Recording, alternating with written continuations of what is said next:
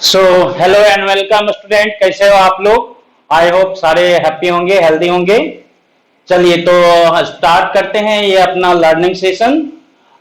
चलिए learning session में start करने से पहले एक बार रिकैप कर लेते हैं। अभी तक हम लोगों ने क्या सीख रखा है। तो चार्ज सीख रखा है, कूलम्ब्स लॉ सीख रखा है हमने।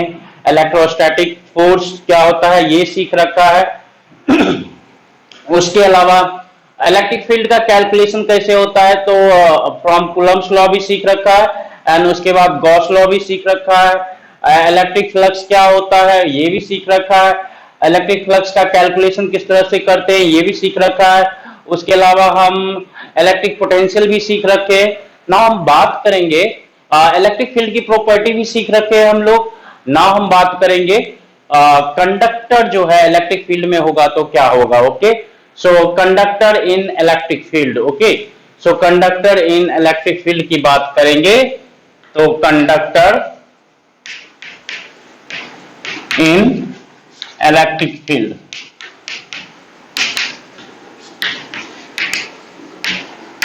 सो अगर कोई कंडक्टर मान लो कि इलेक्ट्रिक फील्ड में है, मान लो कि ये दो प्लेट है, दो प्लेट पे ये क्या होगा, पॉजिटिव चार्ज है, इधर पॉजिटिव चार्ज है, इधर मान लेते हैं पॉजिटिव चार्ज है इस पे, इस प्लेट पे।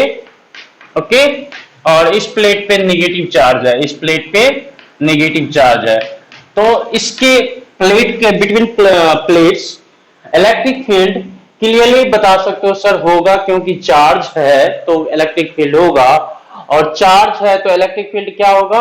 ये मान लेते हैं कि बहुत जो है प्लेट अच्छा खासा बड़ा है और बहुत ही क्लोजली सेपरेटेड है, तो उस केस में ये जो दोनों प्लेट हो जाएगा एक दूसरे के लिए क्या होगा, इनफाइनाइट प्लेट की तरह बिहेव करेगा। तो इसके रीजन में इलेक्ट्रिक फील्ड इस तरह से डायरेक्शन में होगा, from left to right electric field बोल सकते हो कि सर इलेक्ट्रिक फील्ड जो होगा इस तरह से होगा। ओके, सो चलिए यहां तक तो आप समझ जाएंगे कि ये इलेक्ट्रिक फील्ड ऐसा होगा।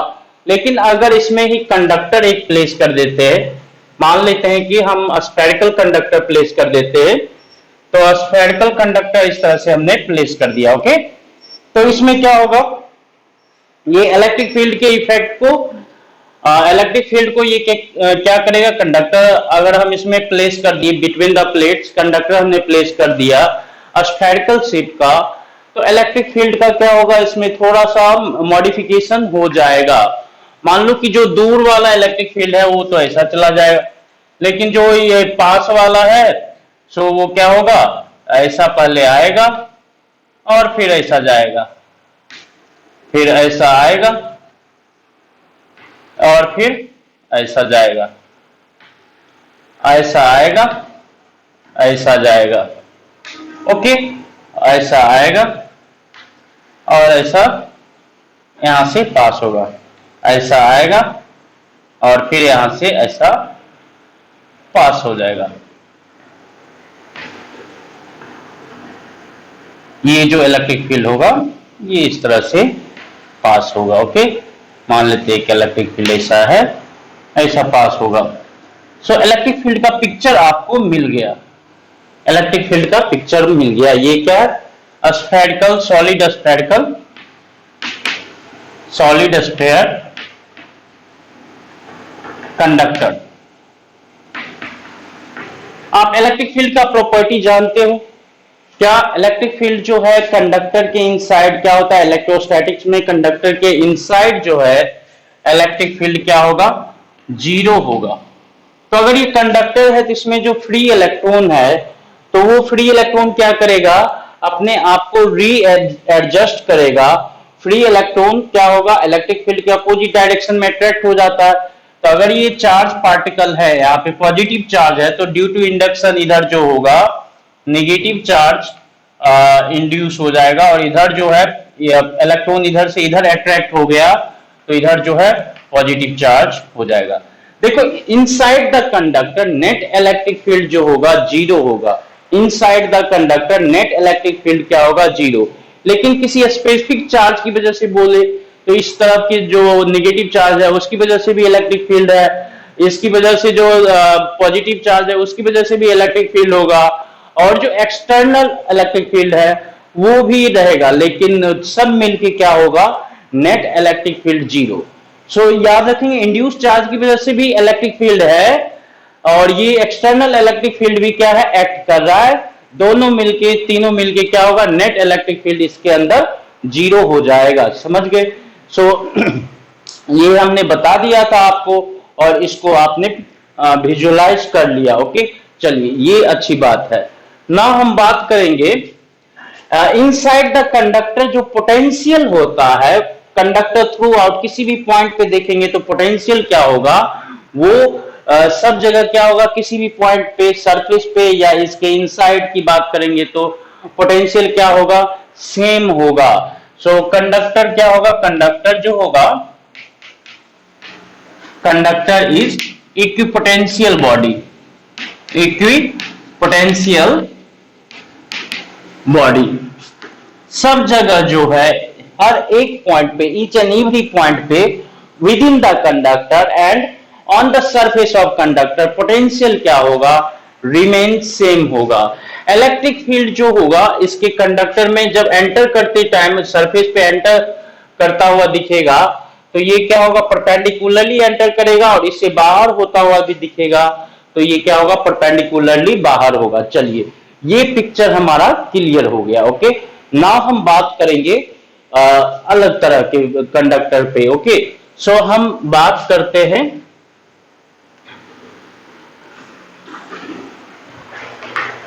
कि चलो एक हॉलो स्फीयर है। ओके, हॉलो स्फेरिकल सेल है, हॉलो स्फेरिकल सेल। ओके, चलो कंडक्टिंग सेल, कंडक्टिंग है। अब अगर इसके सेंटर पे कोई चार्ज दे दिए, इसके सेंटर पे चार्ज दे दिए तो बताओ क्या ये चार्ज जो है, क्या ये चार्ज की वजह से इलेक्ट्रिक फील्ड होगा इसके अंदर? कहोगे सर होगा, इस चार्ज की वजह से इलेक्ट्रिक फील्ड तो होगा। ठीक है भाई, इलेक्ट्रिक फील्ड होगा इसकी वजह से, इस चार्ज की वजह से रेडियली देखेंगे तो इलेक्ट्रिक फील्ड होगा और इस तरह से इलेक्ट्रिक फील्ड रेडिएट करेगा। पॉइंट चार्ज है। ओके, सो ये जो है आपका पॉइंट चार्ज है, इसकी वजह से इलेक्ट्रिक फील्ड होगा, इसकी वजह से इलेक्ट्रिक फील्ड होगा। और फिर जो है और इसकी सरफेस पर भी देखेंगे तो ये इलेक्ट्रिक फील्ड इस तरह से होगा। चलिए ठीक है, हॉलो स्फेरिकल सेल है, हॉलो स्फेरिकल सेल है, इसकी वजह से भी इलेक्ट्रिक फील्ड देखेंगे तो इस डायरेक्शन में होगा, इस तरह से। ओके, नाउ हम बात कर लेते हैं hollow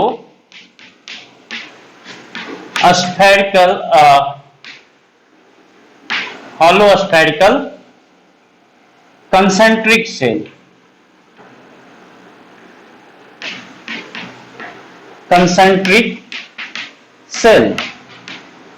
okay, so concentric shell में देखेंगे तो इस केस में अगर पॉइंट चार्ज है प्लस क्यू और इसकी वजह से अगर हम बात करें इसकी वजह से अंदर नहीं रखते, चलो बाद में रखते हैं।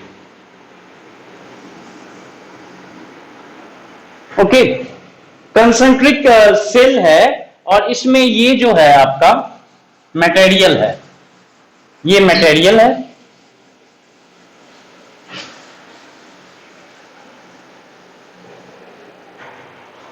सो इसका दो रेडियस है R1 और ये वाला R2।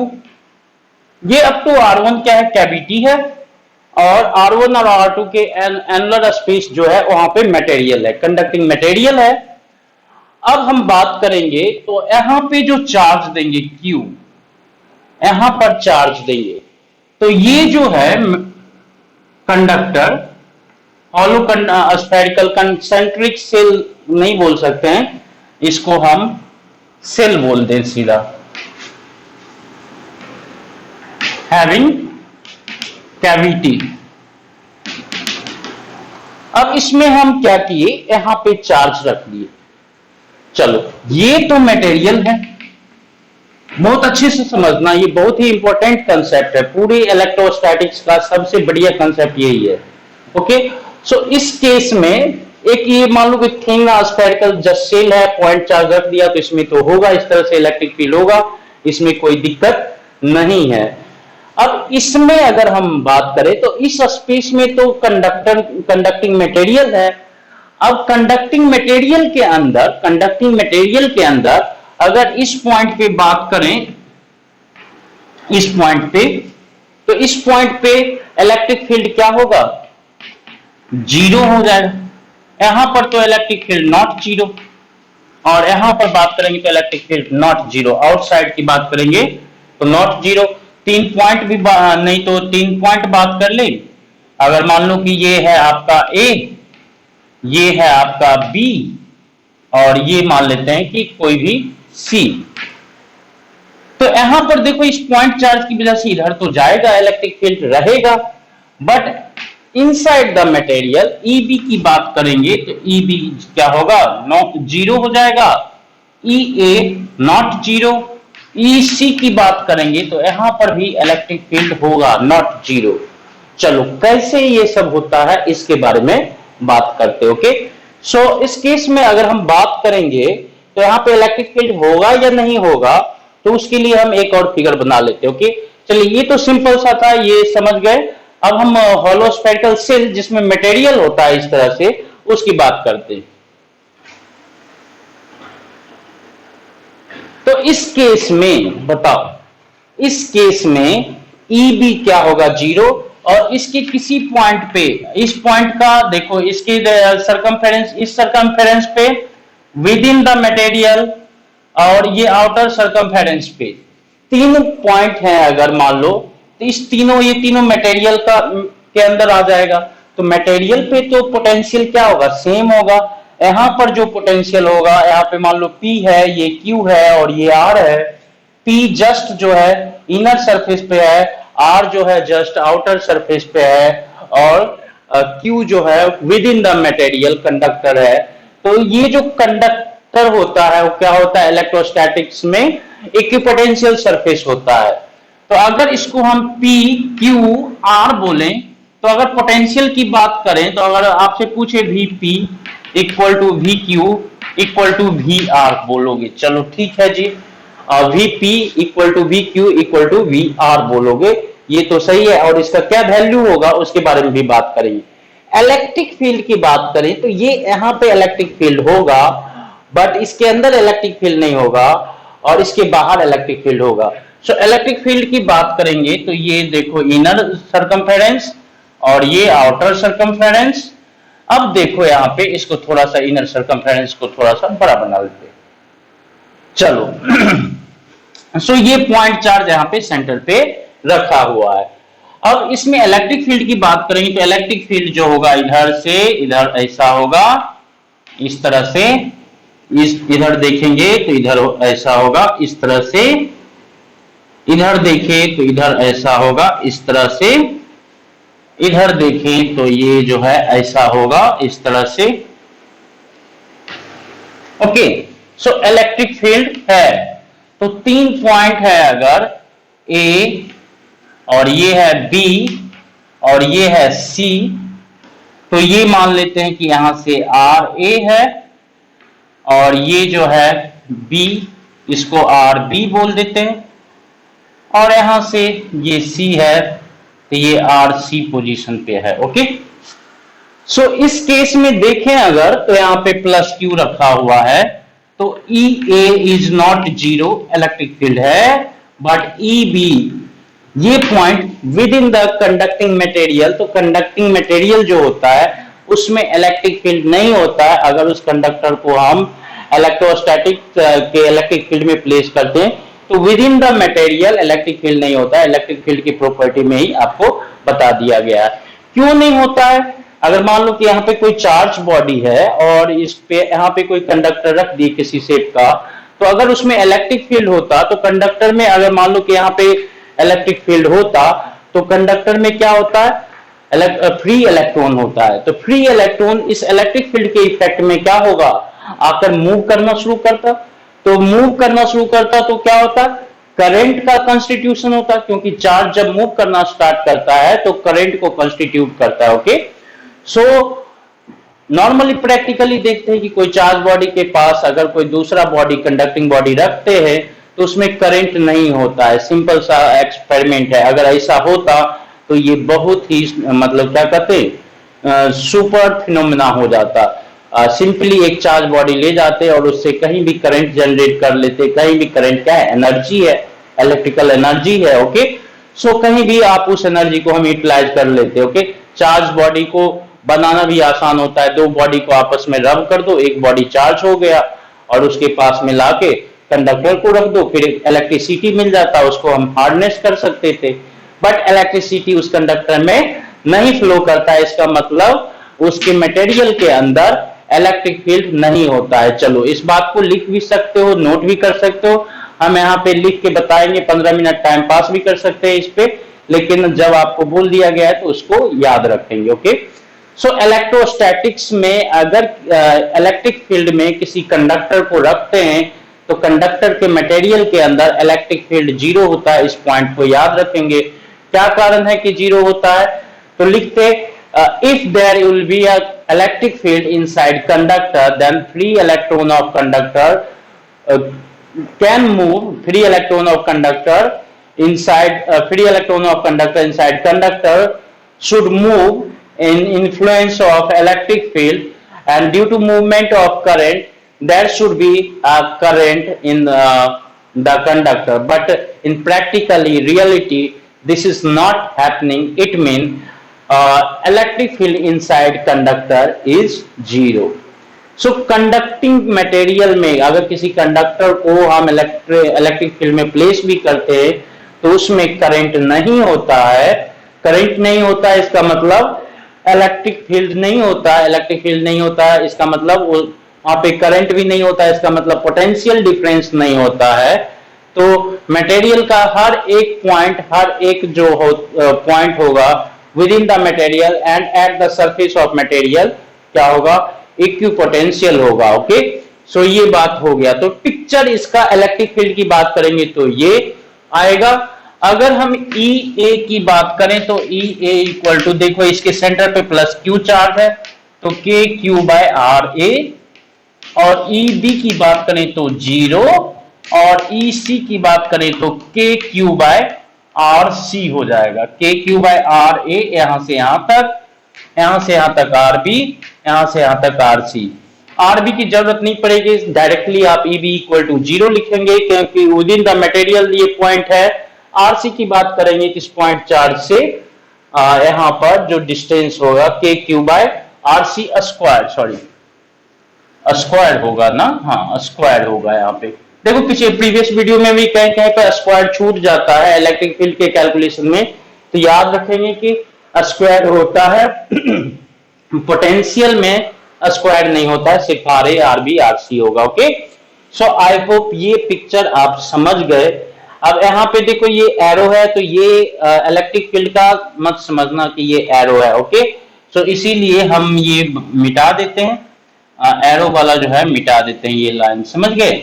सो ये वाला हम मिटा देते हैं, यहाँ से यहाँ तक डिस्टेंस जो है आर ए है, डॉट डॉट करके दिखाते हैं, यहां से यहां तक जो है आर सी है, डॉट डॉट करके दिखाते, इसको भी हम डॉट डॉट करके दिखाते ए को, ए के डिस्टेंस को। ओके, सो ये पिक्चर क्लियर हो गया कि अगर मान लो कि एक स्फीयर के अंदर कैविटी है और कैविटी के सेंटर पे चार्ज रखा हुआ है तो इसमें इनसाइड द कैविटी तो इलेक्ट्रिक फील्ड एग्जिस्ट कर रहा है, आउटसाइड द स्फीयर भी एग्जिस्ट कर रहा है, but in annular space where there is material there will be no electric field within the material of conductor. Okay, it is very important point, there will be no electric field within the material of conductor, surface पे exist कर सकता है। चलो ये हो गया।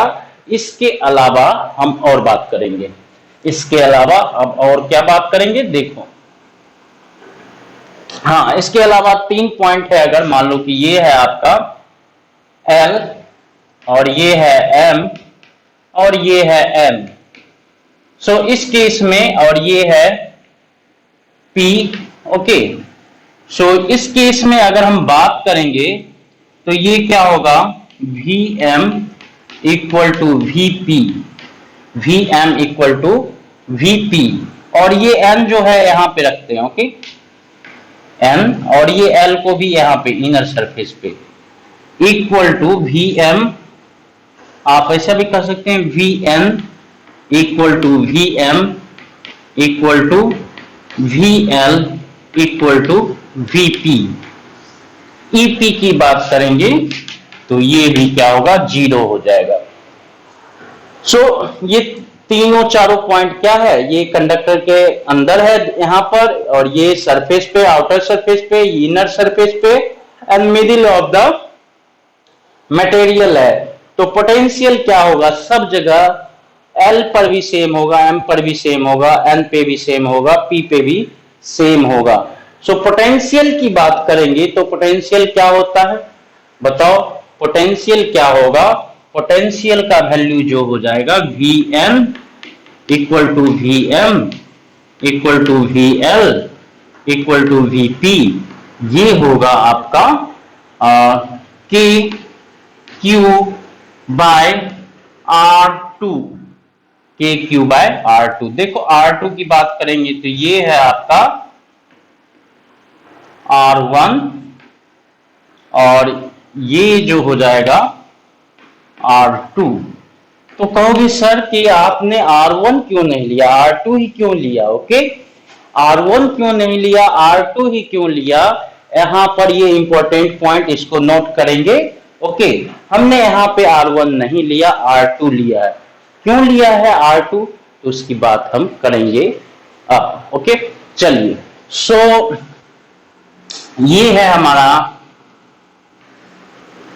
Spherical shell जिसके अंदर कैविटी है। कैविटी भी स्फेरिकल शेप में है, इसका R1 मान लेते हैं, और ये जो होता है R2 रेडियस है, और इसका रेडियस R1 है। चलो इस पे प्लस Q डाल दिया।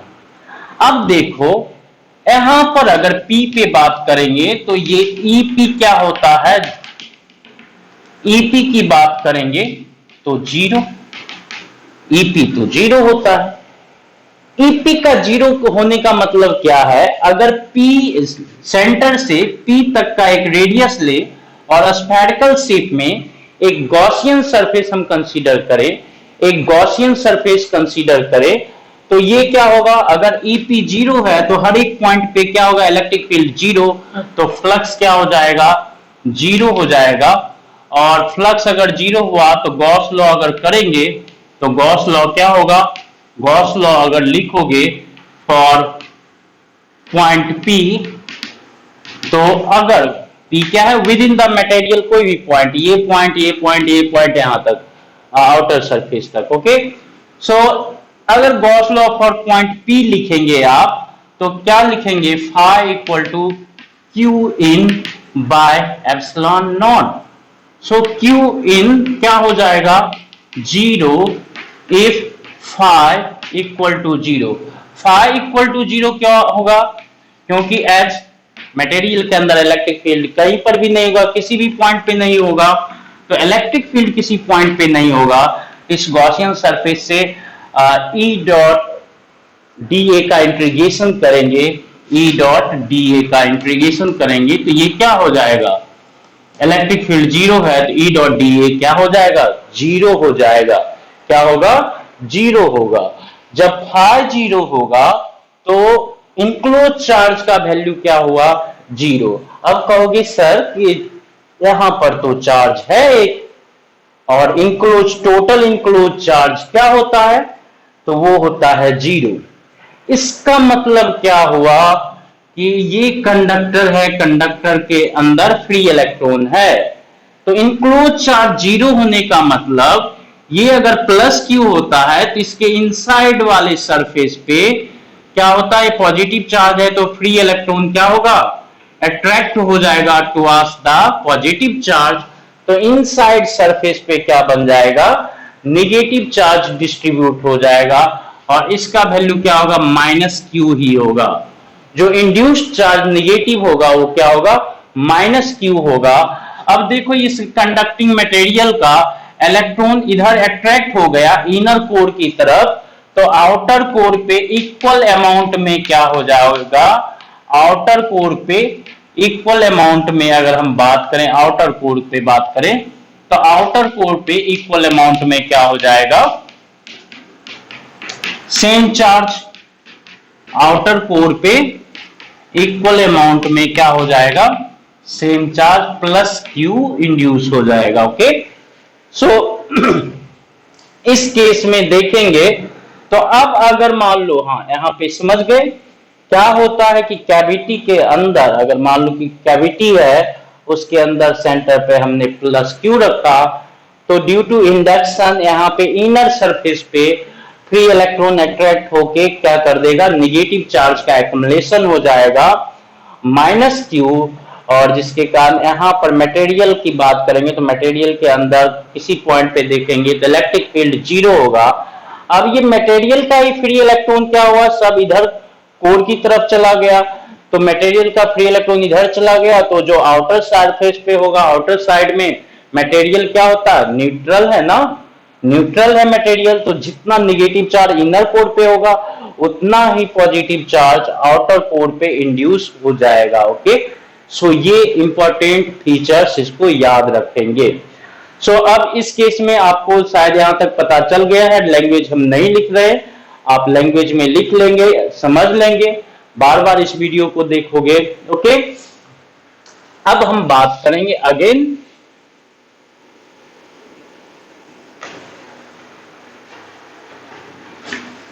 ये कैविटी है, यहां पे प्लस क्यू है और यहां पे माइनस क्यू हो जाता है, ये माइनस क्यू, और आउटर सरफेस पे प्लस क्यू।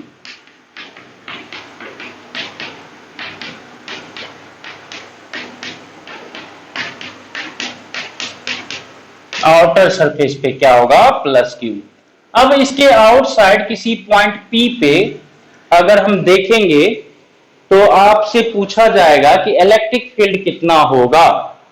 तो अगर आपसे पूछें कि पॉइंट पी पे इलेक्ट्रिक फील्ड जो होगा, क्या इस दोनों चार्ज की वजह से क्यू, प्लस क्यू और माइनस क्यू की वजह से होगा, या फिर ये वाले चार्ज आउटर सरफेस का जो चार्ज है उसकी वजह से होगा, बताओ। सो याद रखेंगे जो एक्सटर्नल पॉइंट पी पे अगर इलेक्ट्रिक फील्ड का कैलकुलेशन करते हैं तो ये जो है आउटर चार्ज ऑन सरफेस सिर्फ उसकी वजह से होता है। इस पे एक्सटर्नल पॉइंट पी पे जो इलेक्ट्रिक फील्ड होगा only due to charge on outer surface, उसके कारण होगा। सो ये पॉइंट याद रखेंगे, electric field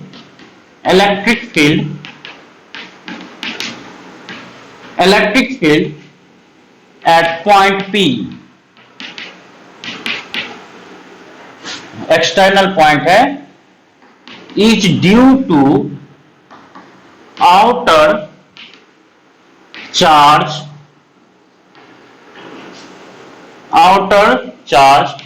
on surface of a sphere, outer charge on outer surface of a sphere, outer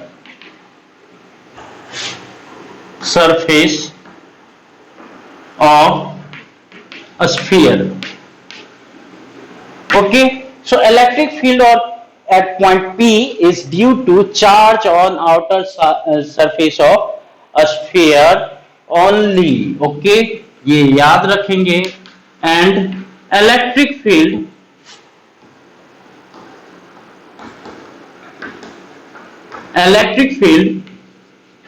at P is unaffected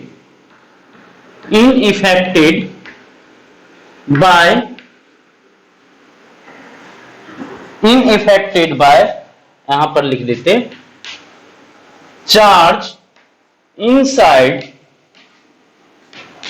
the spherical cell, that is at in the cavity and charge at inner surface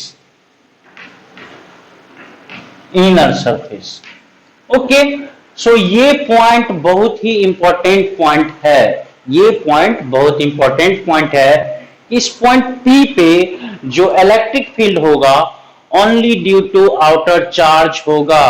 ये inner surface पे -q and ये जो cavity के अंदर point charge है +q, उसकी वजह से यहाँ पे इलेक्ट्रिक फील्ड नहीं होगा। सो अगर इलेक्ट्रिक फील्ड का कैलकुलेशन करेंगे तो EP इक्वल टू क्या होगा, अगर इस सेंटर से, इसके सेंटर से अगर EP की बात करेंगे तो EP क्या होगा, KQ बाय R स्क्वायर। अगर ये डिस्टेंस R है तो इसके सेंटर से ये डिस्टेंस है R, या फिर इसको मान लो कि RP बोले तो RP भी बोल सकते हो।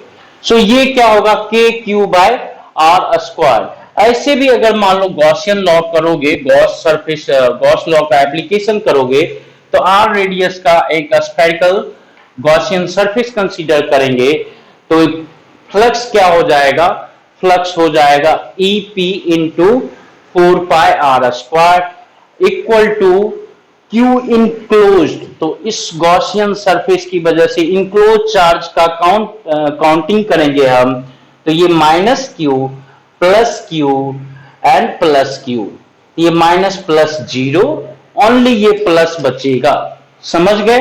सो ओनली ये जो है प्लस बचेगा।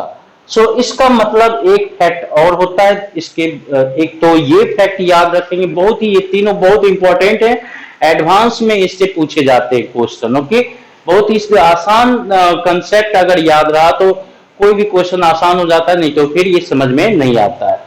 सो इस पॉइंट P पे जो है ओनली आउटर सरफेस पे जो चार्ज होगा उसकी वजह से इलेक्ट्रिक फील्ड होगा, इनर सरफेस की में जो चार्ज होगा उसकी वजह से नहीं होगा।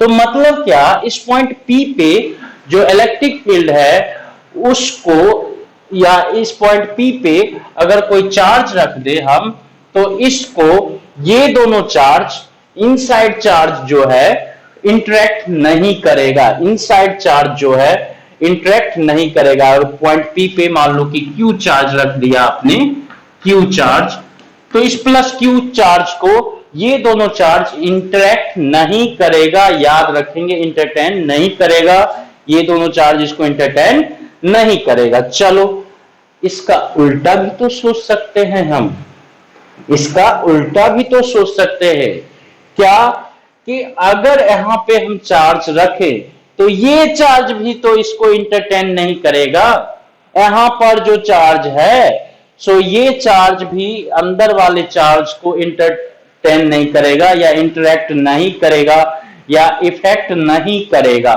ओके, इसका मतलब क्या हुआ चार्ज के टर्म में, इसका मतलब ये हुआ कि ये दोनों जो इनसाइड वाला चार्ज है बाहर के चार्ज से क्या है, इनइफेक्टेड है, कोई मतलब नहीं है उसको, बस इसके लिए यही दुनिया है। ओके, सो बाहर जो है, ये सेल के बाहर जो भी चार्ज सिस्टम या चार्ज बॉडी होगा उससे मतलब नहीं है।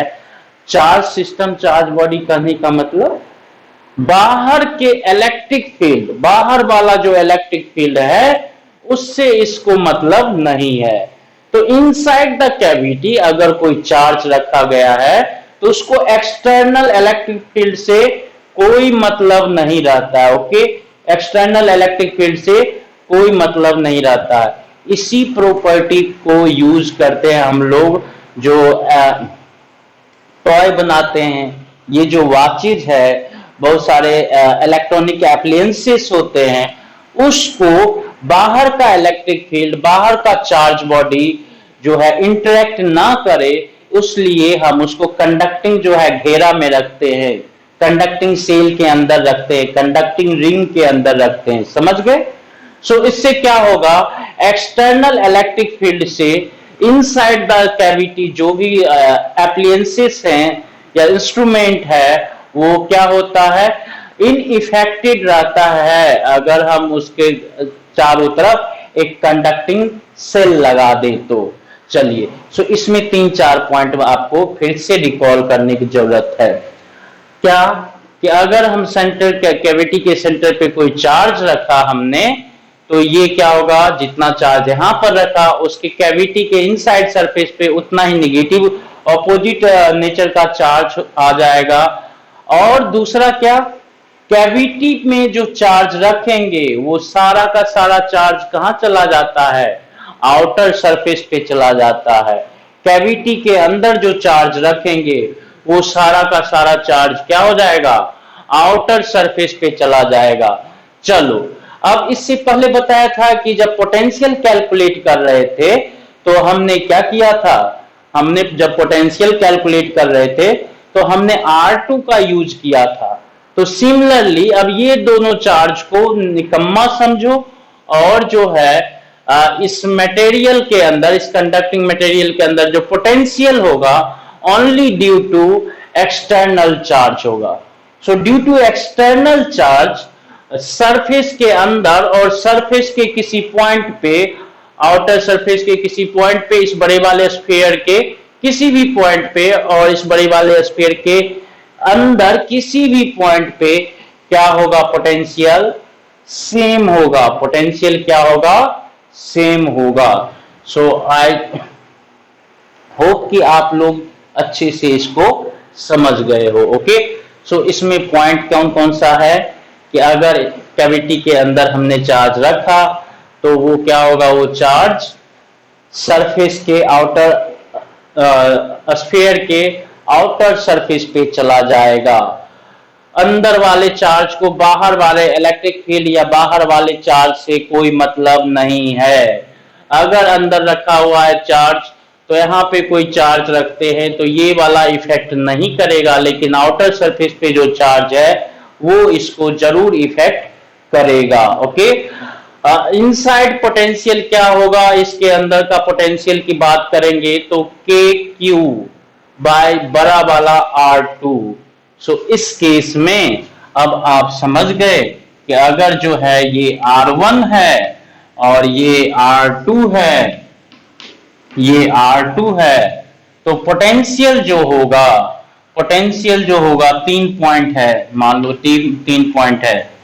1 इसको L, ये M और ये N है, तो VL equal to VM equal to VN, और ये हो जाता है आपका KQ bye R2, KQ bye R2।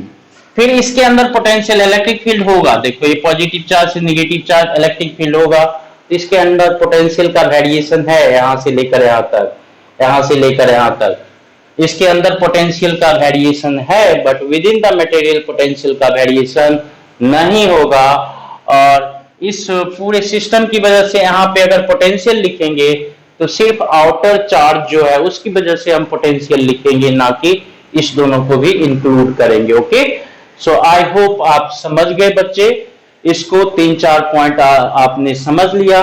अब इसका हम यूज करेंगे कैसे, देखो क्वेश्चन क्या होगा।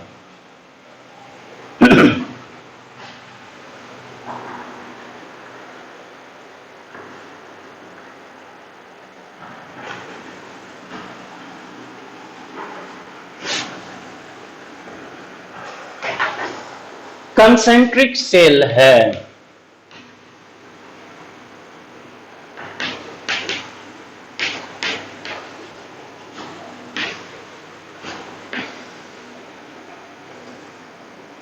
ओके, इस पे चार्ज है मान लेते हैं Q1 और यहां पे चार्ज है Q2, यहां पे चार्ज है Q2, कंसेंट्रिक सेल कंडक्टिंग है। सो चार्ज का डिस्ट्रीब्यूशन देखो, चार्ज का डिस्ट्रीब्यूशन देखो,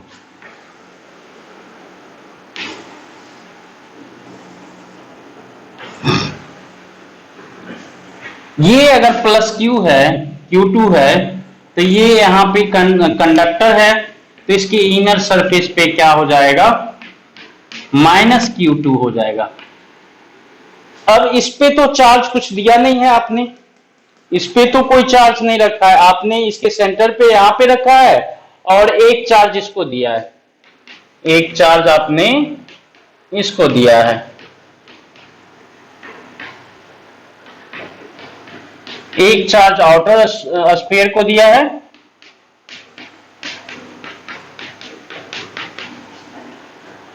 Q1 given to bigger sphere and Q2 placed at center। तो अभी ही बताया कि जो भी कैविटी के अंदर डालते हैं, सेंटर पे डालेंगे, वो क्या होगा, आउटर सरफेस पे, आउटर स्फीयर पे चला जाएगा, आउटर स्फीयर के आउटर सरफेस पे चला जाएगा।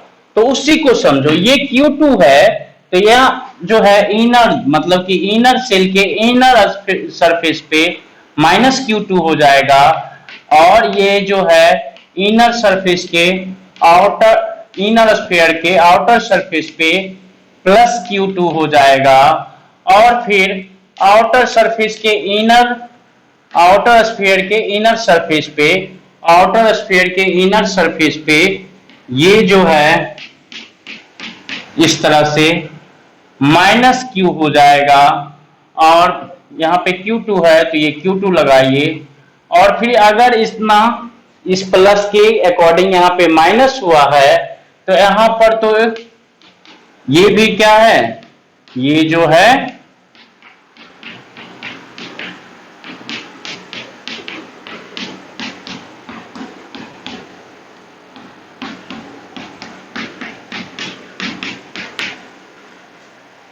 इसके इनर सरफेस पे -Q2 होगा, और फिर इसके कॉरस्पॉन्डिंग जो है +Q2 इस पे हो जाएगा, और इसके अलावा ये एक्स्ट्रा चार्ज जो पहले से है वो भी होगा, तो +Q1 +Q2 हो जाएगा, या फिर आप इसको Q1 +Q2 पॉजिटिव बोल सकते हो, Q1 +Q2।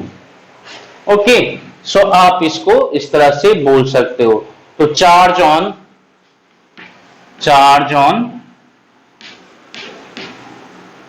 outer surface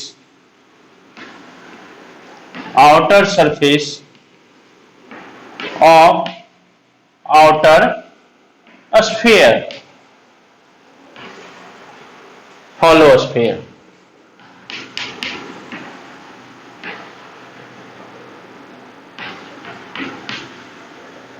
सो अब अगर हम 3 पॉइंट बोलें, इसके सेंटर पे पोटेंशियल क्या होगा, यहां पे पोटेंशियल क्या होगा, यहां पे पोटेंशियल क्या होगा, इसको हम सेंटर बोल देते हैं, यहां P और यहां R की जगह मान लेते हैं A, और इसको B बोल देते हैं, और इसको C। सो यहां से हम देखें, ये है R1 और ये जो है RB,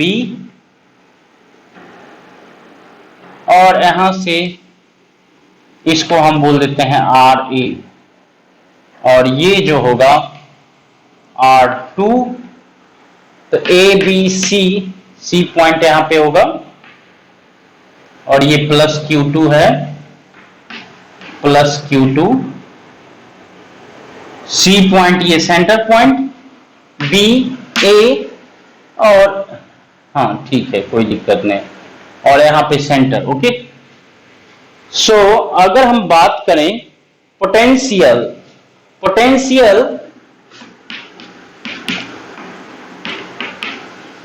एट सेंटर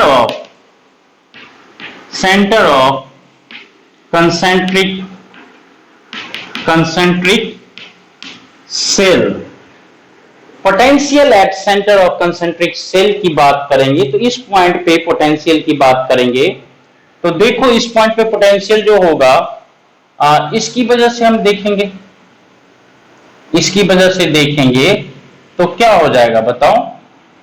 इसकी वजह से देखेंगे तो ये दोनों चार्ज तो कुछ नहीं होगा, इसकी वजह से देखेंगे तो ये यहां पे इसके सेंटर पे, तो ये देखो टोटल चार्ज की बात करें तो ये plus Q2 minus Q2 plus Q2 minus Q2।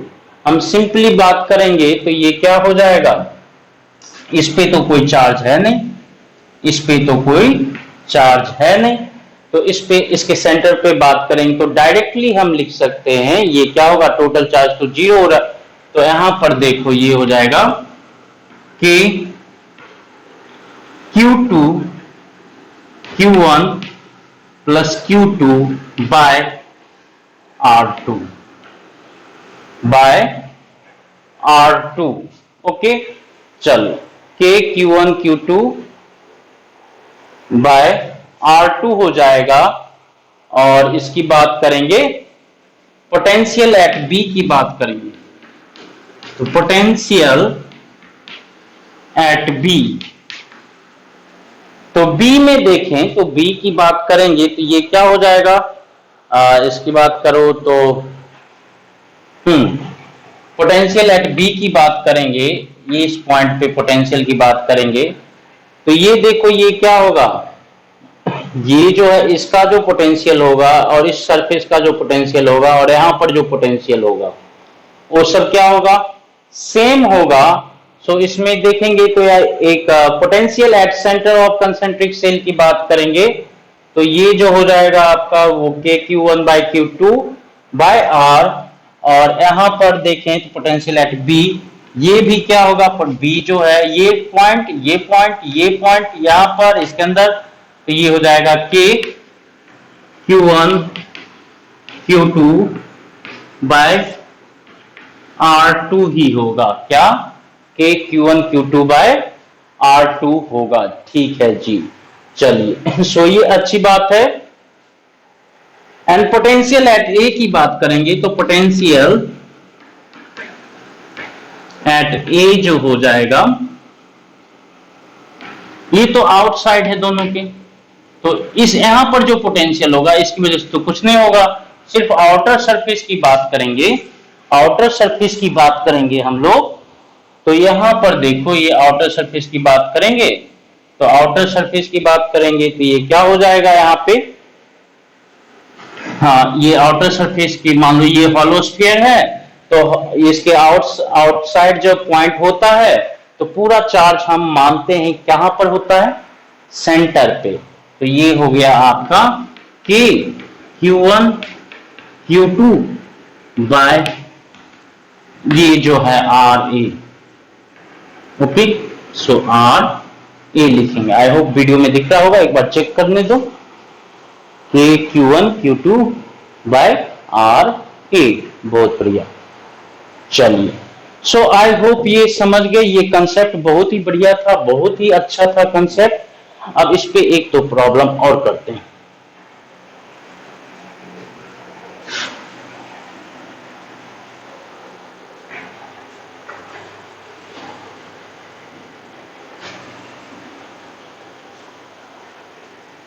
Example हम दे देते हैं, ओके। ये है एक स्फीयर, ये है concentric sphere, concentric hollow sphere, spherical conductor. 3 point हम बात करेंगे। ए, इस पे चार्ज दिया आपने प्लस Q1, इस पे प्लस Q1 दे दिया है, और इस पे चार्ज दिया है आपने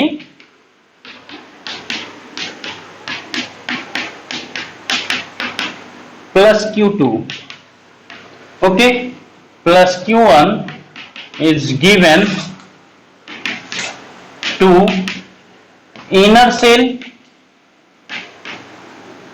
and plus Q2 is given to outer cell.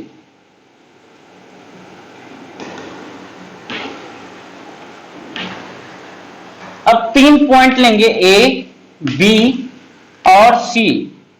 Okay, हम इसको बोल देते हैं इसका है R1 और ये है आपका R2 और ये होगा RB, RB और ये होगा आपका RC। चलिए हम बात करेंगे दो फैक्टर का। EA क्या होगा, EB क्या हो जाएगा, EC क्या हो जाएगा और VA क्या हो जाएगा, VB क्या हो जाएगा, VC क्या हो जाएगा। चलो आप गॉस लॉ का एप्लीकेशन कर सकते हैं। तो इस केस में देखो ए पर अगर बात करें तो ए क्या है, देखो ये सेल है, हॉलो स्फीयर के पे अगर कोई चार्ज देते हैं तो आपको पहले भी बताया गया था, हॉलो स्फीयर पे चार्ज देते हैं। हॉलो स्फीयर मतलब कि सिर्फ सरफेस पे मटेरियल है, अंदर कुछ नहीं है, तो इसके अंदर इलेक्ट्रिक फील्ड क्या हो जाता है इस चार्ज की वजह से, जीरो। ओके, सो इसी कंसेप्ट को यूज करो। सो ए वाला पॉइंट जो है इसके भी अंदर है, Q1 के जो है इनर सेल है उसके भी अंदर है। सो Q1 की वजह से क्या होगा, जीरो। Q1 की वजह से क्या होगा, जीरो। और Q2 की वजह से देखें तो बड़े वाले सेल के भी ये इनसाइड पॉइंट पे है, तो दोनों की वजह से क्या हो जाएगा, चार्ज जीरो, इलेक्ट्रिक फील्ड क्या हो जाएगा, जीरो हो जाएगा। यहाँ पे सेंटर पे नहीं दिए, हमने क्या दिया है, सेल पे दिया है, सेंटर पे देते तो अलग बात हो जाता। सो यहाँ पर सेंटर पे चार्ज नहीं है, इसके अंदर कोई चार्ज नहीं है, हमने इसको चार्ज दिया इनर सेल को यहाँ पे और ये आउटर सेल को दिया और बीच में भी कोई मटेरियल नहीं है। अभी तक वो कैविटी वाला चल रहा था तो बीच में मटेरियल था। सो इस केस में यहां पर देखो इसकी बात करें तो इलेक्ट्रिक फील्ड की बात करेंगे तो इलेक्ट्रिक फील्ड एट ए जो हो जाएगा जीरो प्लस जीरो, ये क्या हो जाएगा, जीरो। अब बी की पॉइंट बी क्या है आपका, ये वाला पॉइंट बी है। तो पॉइंट बी जो है इनर जो सेल है उसके लिए तो आउटसाइड है, सो इस चार्ज की वजह से तो यहां पर होगा। बट इसके लिए हम बात करेंगे तो इसके बड़े वाले सेल के इनर पॉइंट पे है, छोटे वाले सेल के आउटर पॉइंट पे है और बड़े वाले सेल के इनसाइड पॉइंट पड़ता है। तो छोटे वाले सेल के कारण KQ1 बाय RB हो जाएगा और इसके कारण क्या हो जाएगा, जीरो। तो नेट जो हो जाएगा KQ1 बाय RB। EC की बात कर लेते हैं।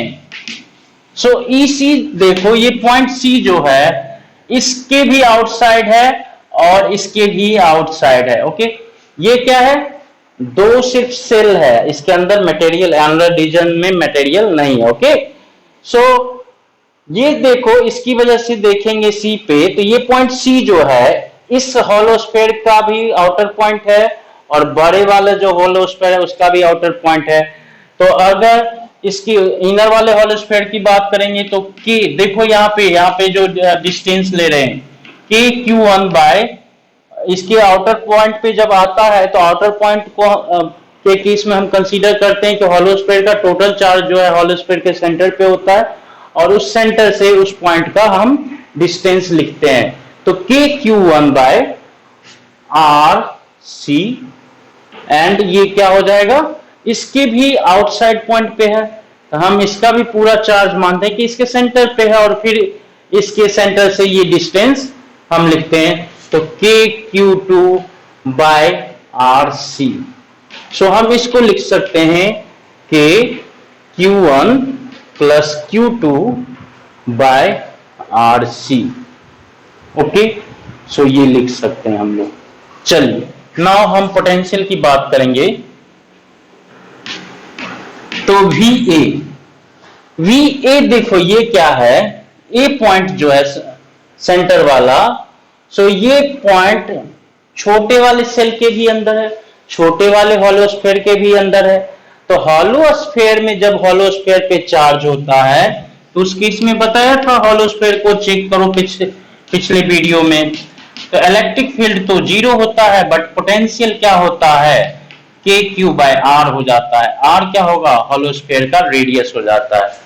ईच एंड एवरी पॉइंट पे और सरफेस के भी किसी पॉइंट पे पोटेंशियल के क्यू बाय आर ही होता है, कांस्टेंट होता है। ग्राफ भी देखो और डेरिवेशन भी देखो हॉलोस्फीयर के केस में। तो ए जो है ये छोटे वाले हॉलोस्फीयर के सेंटर है और बड़े वाले हॉलोस्फीयर का भी सेंटर है।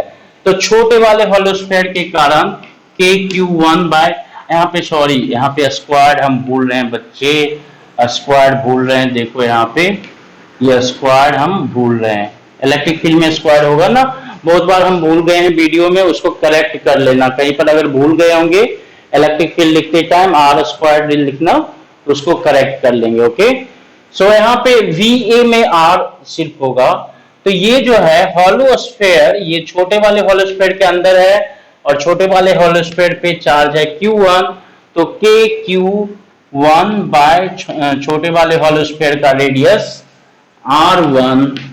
एंड इसकी बात करेंगे तो ये वाला जो है बड़ा वाला हॉलोस्फीयर, उसके भी सेंटर पर रहे ये, तो बड़े वाले हॉलोस्फीयर के कारण उस पर चार्ज है Q2 R2।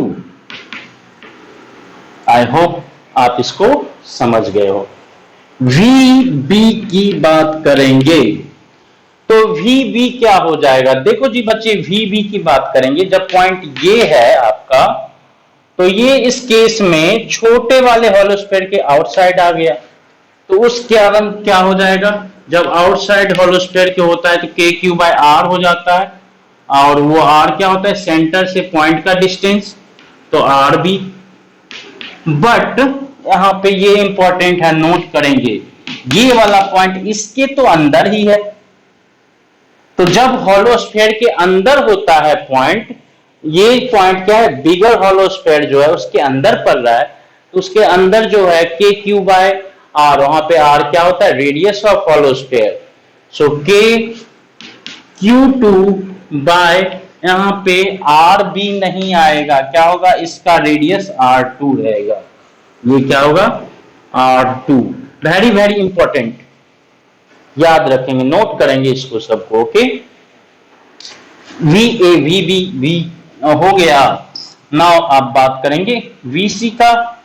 तो VCC पॉइंट तो इससे भी बाहर है और इससे भी बाहर है, तो जब बाहर होता है इसके तो आप लिखते हो KQ1 बाय RC R, और इसके भी बाहर है तो इसको चार्ज को हम यहां पे मानते हैं KQ2 बाय RC, ऐसा लिखते हैं।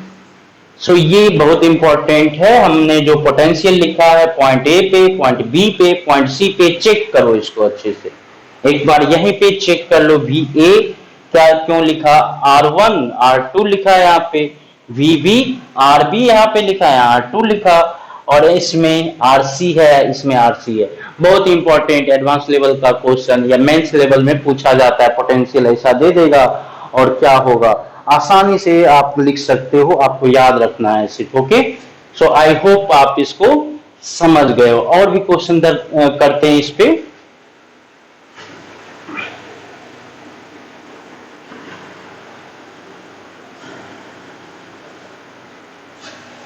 चलो 2 की जगह 3 कर देते हैं।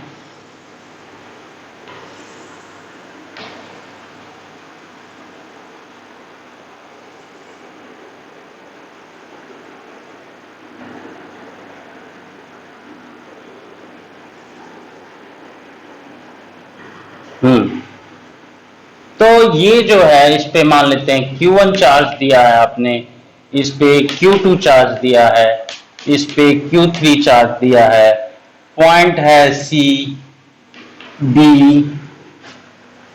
A O। ओके, 4 पॉइंट है, हर एक पॉइंट पे आपको इलेक्ट्रिक फील्ड लिखना है, इलेक्ट्रिक पोटेंशियल लिखना है, हर एक पॉइंट पे आपको इलेक्ट्रिक फील्ड लिखना है, EC equal to what, EB equal to what, EA equal to what, ED equal to what, and उसके बाद VA equal to what, VB equal to what, VC equal to what, VD equal to या VO equal to what, वो है ना।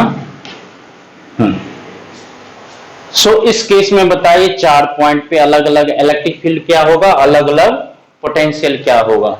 एक बार आप अपना pause करके इसको सॉल्व कर सकते हो या फिर इसको चेक कर सकते हैं। चलिए सी पर जो इलेक्ट्रिक फील्ड होगा, तो देखो सी जो है सबसे छोटा वाला है, उसके अंदर है, तो ये सब के सब क्या है, कंसेंट्रिक सेल है, concentric hollow spherical shell. Conducting obviously होगा, कंडक्टिंग सेल बोलेंगे, कंडक्टर है। सो इस पे जो चार्ज होगा, ये हॉलो स्फीयर है, हॉलो स्फीयर पे जो चार्ज होता है उसके अंदर किसी पॉइंट पे उस चार्ज की वजह से क्या होता है, इलेक्ट्रिक फील्ड 0। तो यहां पर देखो तो ये जो है Q1 की वजह से भी 0, इसके अंदर भी ये पॉइंट आ गया तो इसकी वजह से भी 0, इसके अंदर भी ये पॉइंट आ गया तो इसकी वजह से भी 0। तो ये हो गया 0। बी की बात करेंगे, ओके। सो बी की बात करेंगे तो इसको मान लेते हैं ये जो पॉइंट है, अच्छा इसका तो पहले R1 और ये R2 और ये R3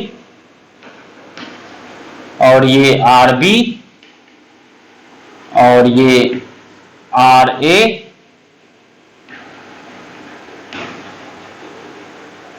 RB RA और ये RO हो गया।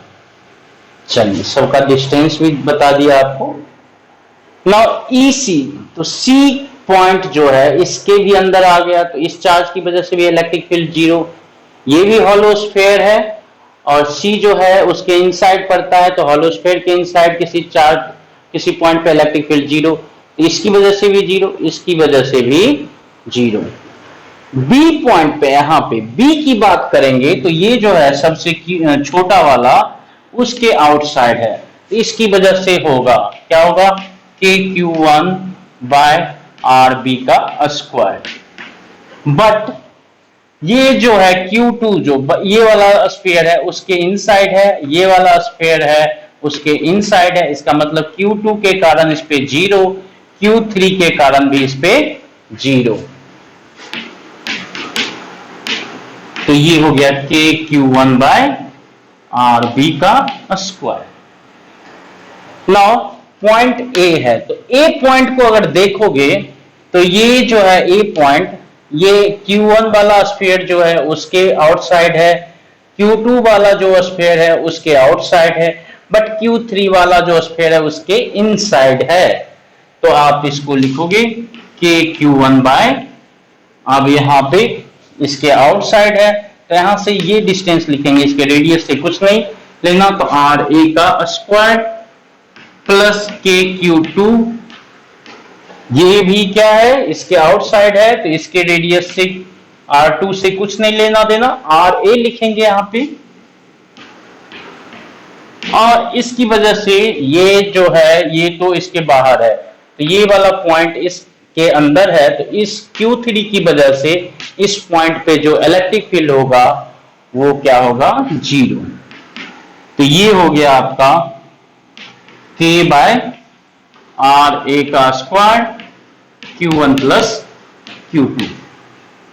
नाउ O की बात करेंगे तो O तो सबके लिए आउटसाइड है, तो इसका मतलब Q1 की वजह से भी यहां पर होगा, Q2 की वजह से भी यहां पे होगा, Q3 की भी वजह से यहां पर होगा।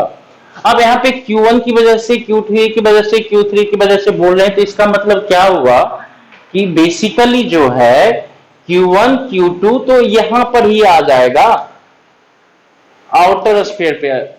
आप कंट्राडिक्ट कर सकते हो, सर अभी बताए थे शुरू में कि इनर वाला चार्ज के वजह से कुछ नहीं होता है, तो ये R1 की वजह से क्यों लिख रहे हैं यहाँ पे, Q1 की वजह से क्यों लिख रहे हैं, Q2 की वजह से क्यों लिख रहे हैं। तो उसके बाद मैंने ये भी बताया था इंडक्शन, कि जो भी चार्ज सेल के अंदर रखा जाता है वो चार्ज क्या होगा, एपियर हो जाएगा आउटर सरफेस पे, वो आउटर सरफेस पे एपियर हो जाएगा। तो एपियर हो जाएगा आउटर सरफेस पे, ये सब, ये भी एपियर इसके इस पर होगा पहले, फिर ये जो है यहाँ पे आएगा, ये भी जो है इस पे एपियर हो जाएगा। समझ गए। सो इसकी वजह से देखेंगे तो O पे बेसिकली जो होगा इलेक्ट्रिक फील्ड जो होगा आउटर सरफेस पे जो चार्ज है, तो आउटर सरफेस पे टोटल चार्ज जो एपियर होगा वो सिर्फ Q3 नहीं रहेगा, Q1 plus Q2 plus Q3 हो जाएगा। इसका रीअरेंजमेंट में भी बाद में एक बार फिर से देख लेंगे। तो EO की बात करेंगे, तो EO की बात करेंगे तो यहां पर देखो ये हो जाएगा कि Q1, देखो इस चार्ज की वजह, इस चार्ज को Q1 को हम सेंटर पे मानेंगे, यहां से डिस्टेंस क्या है RO, तो RO का स्क्वायर।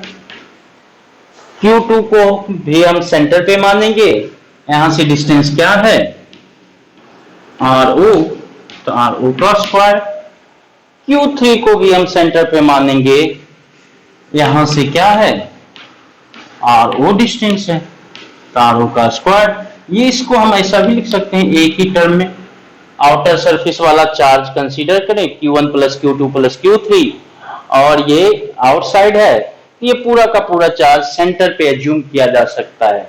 सो ये Q1 plus Q2 plus Q3 इस तरह से होगा, डिवाइडेड बाय RO का स्क्वायर। तो आई होप इलेक्ट्रिक फील्ड लिख लिए आप लोग। ओके, सो इलेक्ट्रिक फील्ड लिख लिए आपने डिफरेंट पॉइंट पे, सेंटर पे, D पे, A पे और O पे, चारों पॉइंट पे हो गया। ओके, सो नाउ हम बात करेंगे पोटेंशियल का।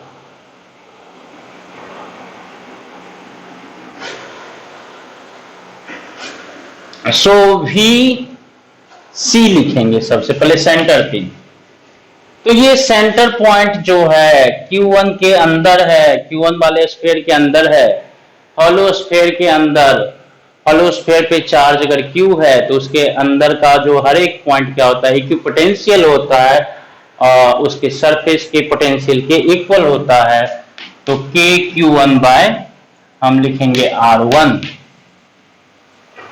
इसकी वजह से Q2 की वजह से उसका भी सेंटर है, तो ये हो जाएगा KQ2 bye R2।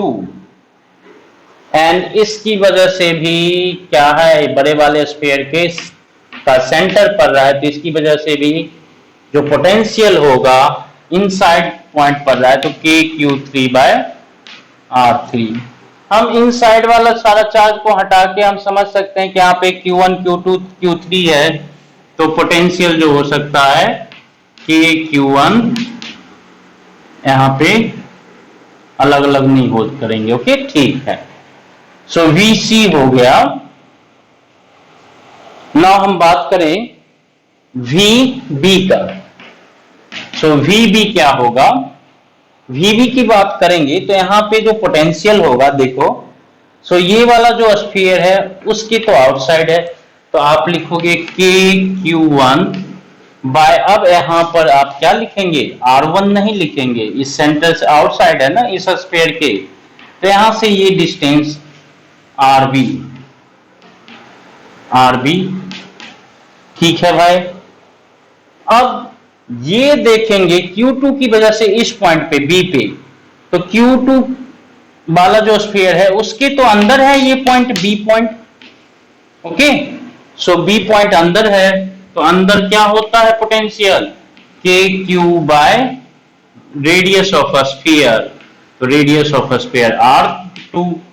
B point इसके भी अंदर है, इसके भी अंदर है, तो KQ3 बाय R3 लिखेंगे। देखो यहाँ पे सीक्वेंस चेंज हो रहा है, जब सबके ये जो C था तो इसका रेडियस लिया था R1, और ये Q2 बाय R2, Q3/R3 इस तरह से हमने लिया था।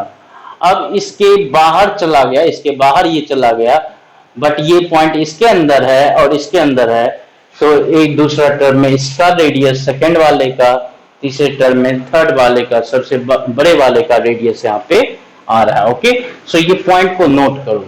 सिमिलरली VC की बात करेंगे, सॉरी VC है ही नहीं, VA, VC तो लिख लिए, और ये लाइट चला गया, ऑफ करना पड़ेगा। चलो आइए आपके लिए होमवर्क दे देते हैं कि दो पोटेंशियल लिखेंगे।